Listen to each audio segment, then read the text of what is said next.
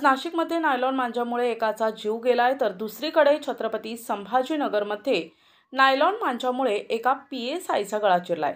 उपचारासाठी रुग्णालयात दाखल करण्यात आले, मात्र त्याची प्रकृती गंभीर असल्याचं समजतंय। नाशिकमध्ये काही दिवसांपासून नायलॉन मांजा विरोधात प्रशासनानं आक्रमक पावलं उचलली आहेत, तरीही शहरात नायलॉन मांजा वापरला जात असल्याचं दिसतंय।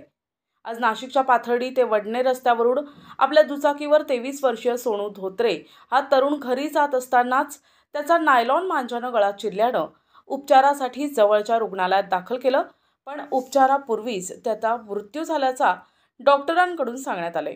या धक्कादायक घटनेमुळे धोत्रे कुटुंबियांवर दुःखाचा डोंगर कोसळलाय। नाशिक शहरामध्ये जो पतंग महोत्सव चालू आहे त्याच्यामध्ये काही समाजकंटक हा नायलॉनचा मांजा वापरतायत। आज नायलॉनचा मांजा किती घातक आहे।